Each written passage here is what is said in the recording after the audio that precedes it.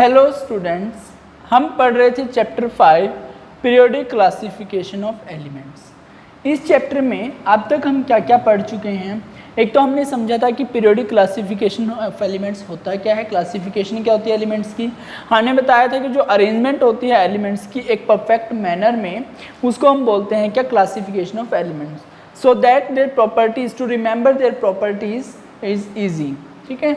Now उसके बाद हमने पढ़ा था डोबराइनर्स ट्रायड्स, हमने पढ़े थे, ट्रायड्स के बारे में देखा था। हमने बताया था कि डोबराइनर ने 3 ट्रायड दिए थे। अब उनको इंक्रीज कैसे किया, उनको अरेंज कैसे किया था, उनके एटॉमिक मासेस के बेस पर अरेंज किया था। और उसमें जो फर्स्ट एटम और जो थर्ड एटम था, उन दोनों का जो एवरेज था वो सेकंड एटम के एटॉमिक मास के इक्वल आ रहा था। ठीक है। फिर उसके बाद आए थे साइंटिस्ट, जो डोबराइनर ट्रायड के बाद न्यूलैंड्स लॉ ऑफ ऑक्टेव्स दिया गया था, जो किस पे डिपेंड कर रहा था, म्यूजिक्स की नोट्स के ऊपर डिपेंड कर रहा था। उसमें ये बताया था कि एवरी 8th एलिमेंट जो है उसकी क्या सिमिलर प्रॉपर्टीज होती हैं टू द फर्स्ट एलिमेंट। ठीक है। फिर आए थे यहाँ पर साइंटिस्ट, कौन से साइंटिस्ट आए थे, हमने जो कल पढ़ा था, हमने मेंडलीव्स पीरियोडिक टेबल पढ़ा। तो उन्होंने क्या है, एटॉमिक मासेस के बेस पर अरेंज किया था एलिमेंट्स को, और साथ में उन्होंने ऑक्साइड्स और हाइड्राइड्स जो हैं एलिमेंट्स के, उनकी प्रॉपर्टी भी डिस्कस की थी। उनके अकॉर्डिंग उन्होंने अरेंज कर दिया था पूरी पीरियोडिक टेबल में। लेकिन जब उन्होंने अपनी पीरियोडिक टेबल दी थी तब अबाउट 56 एलिमेंट्स नोन थे। ठीक है। 56 एलिमेंट्स के अकॉर्डिंग उन्होंने अपनी टेबल को अरेंज कर दिया था, और साथ में जो अनडिस्कवर्ड एलिमेंट्स थे उनकी प्रॉपर्टी को भी बता दिया, और उनके लिए प्लेस भी जो है छोड़ दिया था अपनी टेबल में। ठीक है।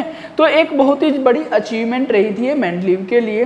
लेकिन कुछ ड्रॉबैक्स रही थी। जैसे उन्होंने क्या कहा था कि इंक्रीजिंग एटॉमिक मास के अकॉर्डिंग उन्होंने फिल किए थे, अपनी टेबल अरेंज की थी। लेकिन कुछ जो एटम्स थे उनके ग्रुप में क्या हो रहा था कि जैसे होना तो क्या चाहिए था, मान लो यहाँ पर एक एटम आया, उसके बाद एटॉमिक मास जो है इंक्रीज करना चाहिए था, ये इसका कम एटॉमिक मास होना चाहिए था, इसका ज़्यादा। लेकिन इन दोनों के मास क्या थे, एक्सचेंज हो रहे थे, इसका एटॉमिक मास ज़्यादा हो रहा था, इसका कम हो रहा था। तो ये क्या चीज़ दिखाता है, ये दिखाता है कि वहाँ पर कुछ ना कुछ ड्रॉबैक्स रही। ठीक है। एनोमलस, हम इनको बोलते हैं कि एनोमलस पेयर आए। ठीक है। इनको क्या बोला जाता है, anomalous pair.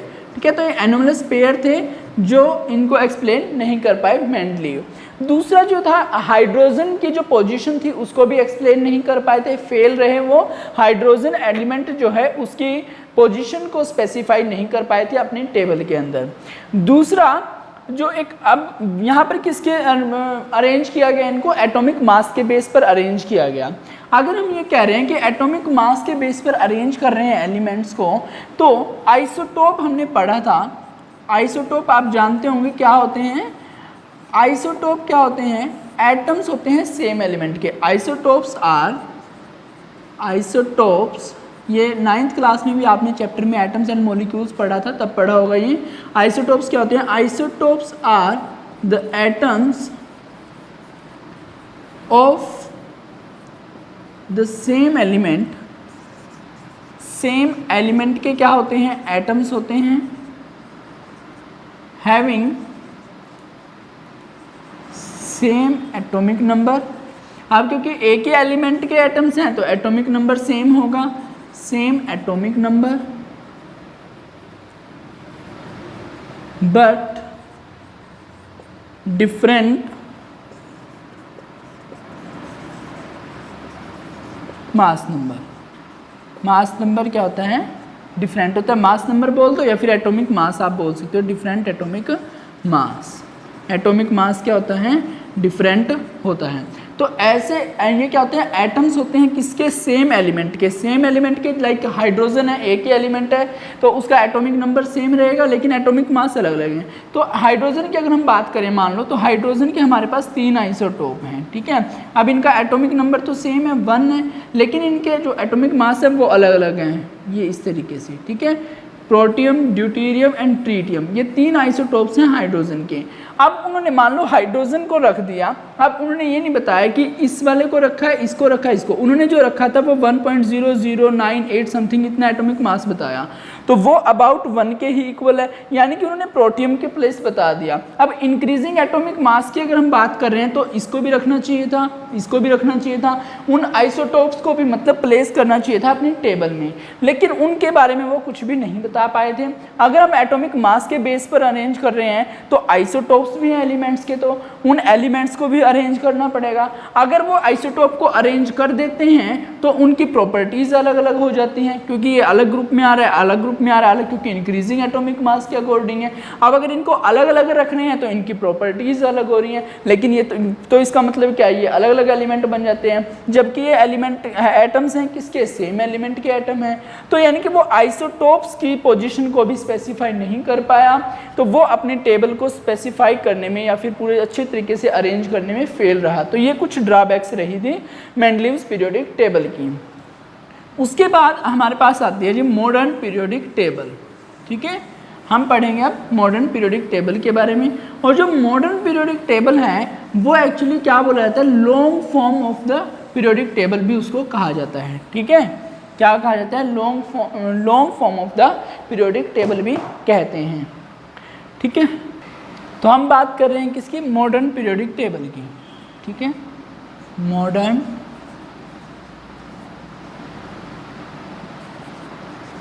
Periodic table. Clear.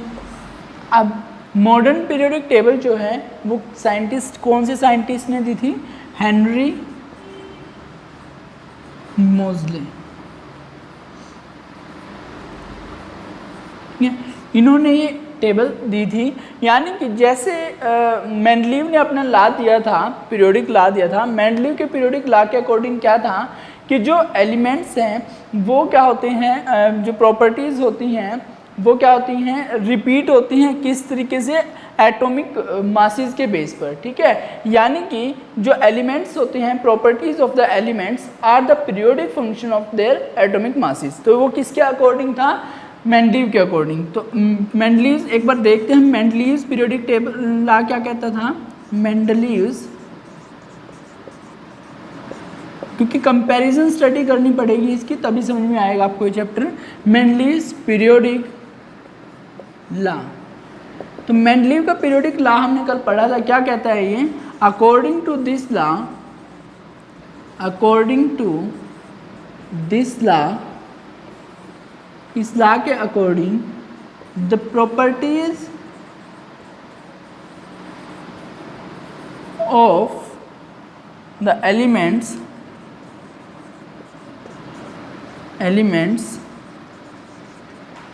Are periodic function है of their atomic masses. Clear. तो मेंडलीव का जो पीरियोडिक लॉ था वो क्या कहता है, अकॉर्डिंग टू दिस लॉ, इस लॉ के अकॉर्डिंग जो प्रॉपर्टीज होती हैं किसकी, एलिमेंट्स की, वो क्या होती हैं, पीरियोडिक फंक्शन होती हैं ऑफ देयर एटॉमिक मासेस, उनके एटॉमिक मासेस का। यानी कि अगर हम एलिमेंट्स को एटॉमिक मासेस या इंक्रीजिंग एटॉमिक मास के बेस पर अरेंज कर देते हैं तो जो उनकी प्रॉपर्टीज़ होती हैं वो अपने आप को एक रेगुलर इंटरवल के बाद रिपीट करेंगी। जो चीज़ अपने आप को रेगुलर इंटरवल के बाद रिपीट करती है उसको कहा जाता है पीरियोडिक फंक्शन। तो इसीलिए कहा गया जो मेंडलीव का पीरियोडिक लॉ था उसने क्या कहा, जो प्रॉपर्टीज़ हैं एलिमेंट्स की वो क्या रहेंगी, पीरियोडिक फंक्शन होंगी उनके एटॉमिक मासेस का। लेकिन इस लॉ के बेस पर जब उसने पीरियोडिक टेबल दी तो उसमें बहुत सारी क्या रही, ड्रॉबैक्स रही, उसकी बहुत सारी कमियां रही। उसके बाद जो मॉडर्न पीरियोडिक टेबल दी, किसने दी, वो हेनरी मोज़ले साइंटिस्ट ने दी, और इन्होंने अपना लॉ दिया। तो इनका लॉ क्या दिया गया, देखो हम लिखेंगे इसको मॉडर्न पीरियोडिक लॉ के नाम से जाना जाता है। किस नाम से जानता है, मॉडर्न पीरियोडिक लॉ। तो मॉडर्न पीरियोडिक लॉ क्या कहता है, अब देखो इसको ध्यान से समझना है। According to this law, according to this law, इस लॉ के according the properties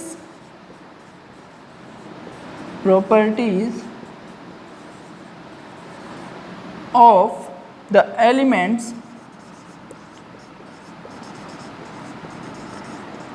are periodic function है किसका, ऑफ देयर एटॉमिक नंबर, यानी कि एलिमेंट्स के एटॉमिक नंबर का क्या है, पीरियोडिक फंक्शन है। कौन, प्रॉपर्टीज किसकी, एलिमेंट्स की। तो जो एलिमेंट्स की प्रॉपर्टीज हैं वो क्या है, पीरियोडिक फंक्शन है उनके एटॉमिक नंबर का। यानी कि अगर हम एलिमेंट्स को अरेंज कर देते हैं इंक्रीजिंग एटॉमिक नंबर के बेस पर, तो जो प्रॉपर्टीज हैं वो क्या होंगे, रिपीट करेंगे अपने आप को आफ्टर ए रेगुलर इंटरवल, ठीक है। और कब, वो एटॉमिक नंबर के बेसिस पर। जो मेंडलीव ने ला दिया था उसमें किसके बेस पर अरेंज किया हुआ था, एटॉमिक मासेस के बेस पर अरेंज किया हुआ था। लेकिन अगर मॉडर्न पीरियोडिक लॉ को आप देखोगे ध्यान से, तो किसके अकॉर्डिंग अरेंज किया हुआ है, एटॉमिक नंबर के अकॉर्डिंग अरेंज किया हुआ है, ठीक है। यानी कि जो मास वाला फंडा था कि मास की वजह से वहां पर एनोमलस बिहेवियर शो हो रहा था, कुछ पेयर्स एनोमली शो कर रहे थे, तो वो क्या है, उसको हटा दिया गया और उसकी वजह एटॉमिक नंबर को बेस ले लिया गया। और एटॉमिक नंबर को जब बेस लिया गया तो जो टेबल थी मेंडलीव की, वो उसमें कोई भी खास डिफरेंस नहीं आया, क्योंकि सारे के सारे मासेस के अकॉर्डिंग तो हमने लिया ही नहीं, हमने एटॉमिक नंबर के अकॉर्डिंग लिया। और जब उसको देखा गया तो वो भी बिल्कुल ऐसे ही थी, मेंडलीव की टेबल भी, वो भी एक तरीके से एटॉमिक नंबर के अकॉर्डिंग ही अरेंज हुई थी। लेकिन यहाँ पर सिर्फ ला देने में प्रॉब्लम रही मेंडलीव की, उन्होंने पीरियोडिक फंक्शन बताया प्रॉपर्टीज को एटॉमिक मासेस का, जबकि मोजले ने जो मॉडर्न पीरियोडिक लॉ दिया उसमें उन्होंने क्या कहा कि जो एलिमेंट्स की प्रॉपर्टीज होती हैं वो पीरियोडिक फंक्शन होते हैं किसका, एटॉमिक नंबर्स का। तो उनको अरेंज किया गया इंक्रीजिंग एटॉमिक नंबर के बेस पर, ठीक है। तो जो मॉडर्न पीरियोडिक टेबल फिर दी गई, उस मॉडर्न पीरियोडिक टेबल को लॉन्ग पीरियोडिक टेबल भी कहा गया, ठीक है, long form of the periodic table भी कहा गया, ठीक है। क्या कहा जाता है मॉडर्न पीरियोडिक टेबल को, long form of the periodic table. Modern periodic table को एक और नाम से जाना जाता है long form of the periodic table. Periodic table की लॉन्ग फॉर्म के नाम से जाना जाता है, ठीक है। और इसमें क्या था, जब उन्होंने अपनी टेबल दी तो इसमें 18 ग्रुप्स थे और 7 पीरियड्स थे, ठीक है। 18 क्या ग्रुप्स और 7 पीरियड्स। ग्रुप्स का क्या मतलब होता है, जो वर्टिकल लाइंस होती हैं, वर्टिकल कॉलम्स होते हैं, उनको ग्रुप्स बोलते हैं। और यानी कि 18 ग्रुप्स मीन्स 18 वर्टिकल कॉलम्स, ठीक है।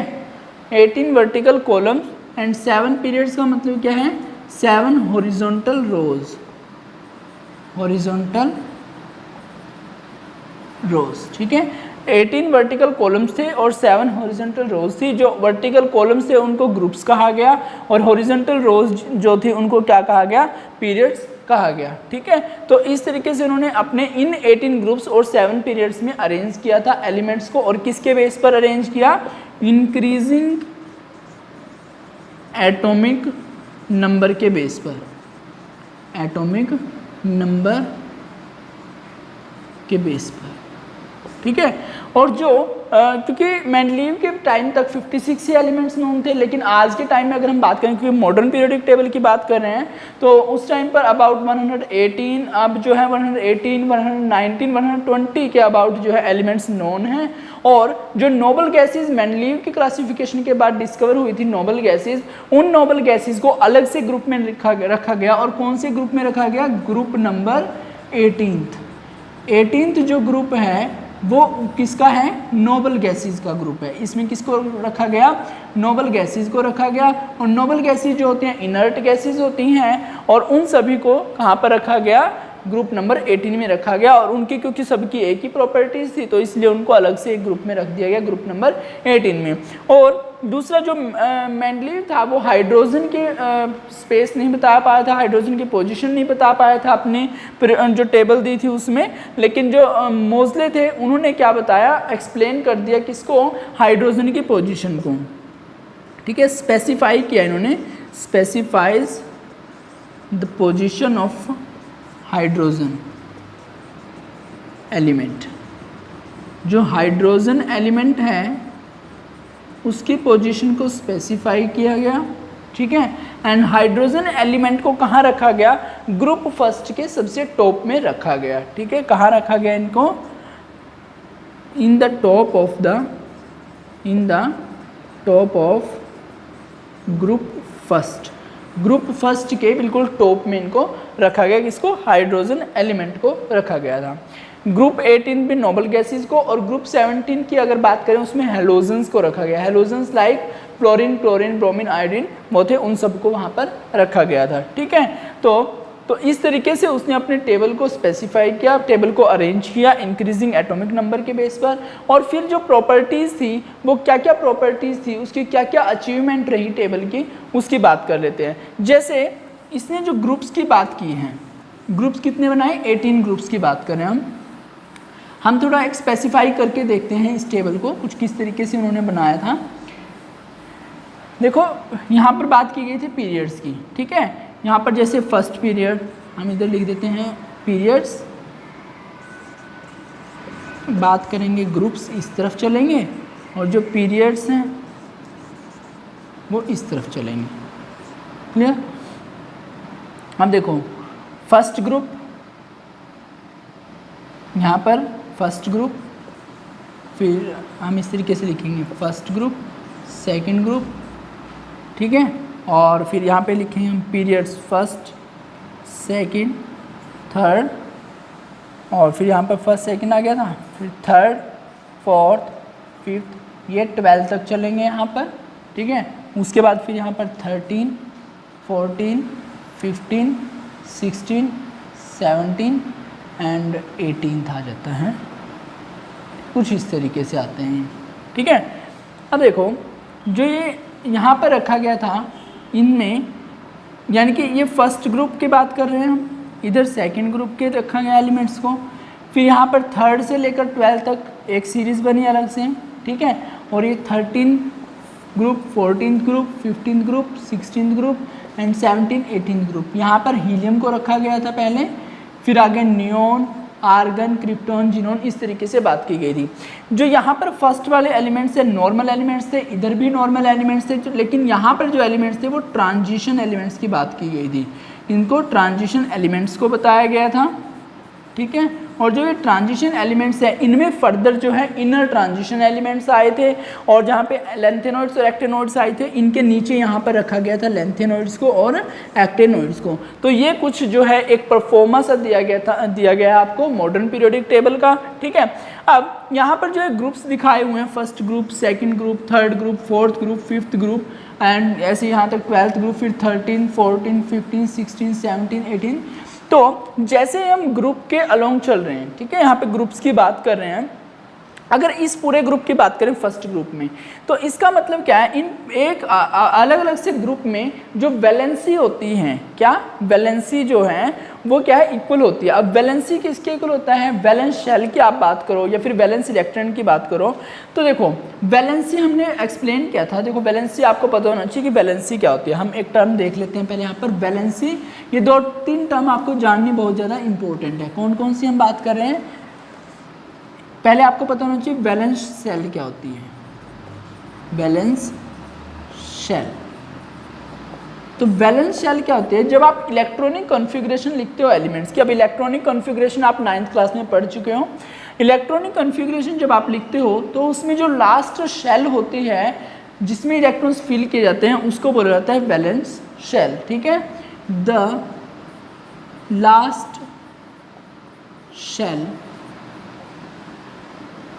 ठीक है, आप इसको लास्ट शेल समझो जिसमें इलेक्ट्रॉन्स जो है फिल किए जाते हैं, ठीक है, तो वो वैलेंस शेल होती है। और जो उस वैलेंस शेल में जितने नंबर ऑफ इलेक्ट्रॉन होंगे उनको वैलेंस इलेक्ट्रॉन बोलेंगे, वैलेंस इलेक्ट्रॉन्स।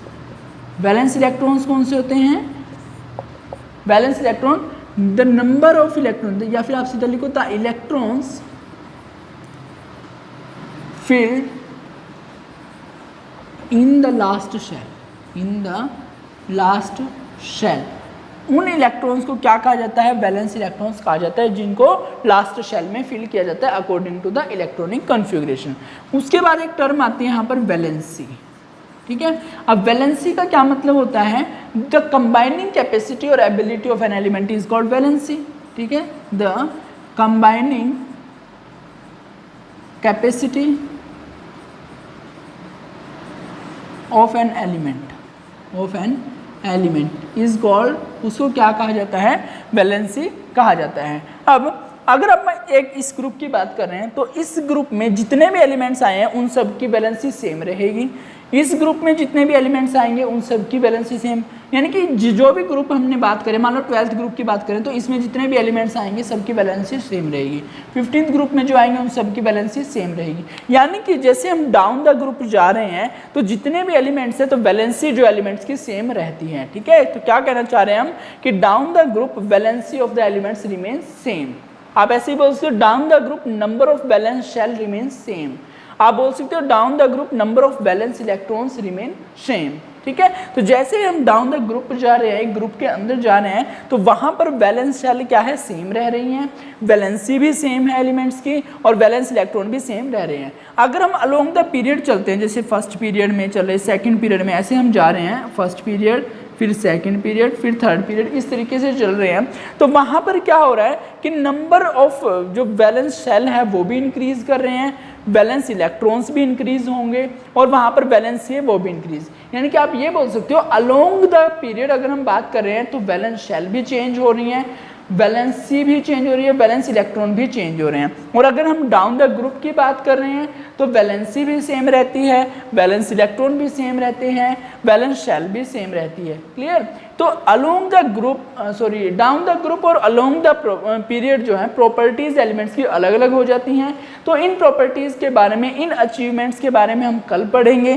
तब तक के लिए आप इतना ही, जितना आपको एक ओवरव्यू दिया गया है मॉडर्न पीरियोडिक टेबल के बारे में, इतना ही समझने की कोशिश करें। साथ साथ में आप बुक्स भी पढ़ते रहिए, वीडियो लेक्चर्स भी देखते रहिए और अपना सिलेबस स्ट्रिक्टली कवर करते रहिए। Thank you.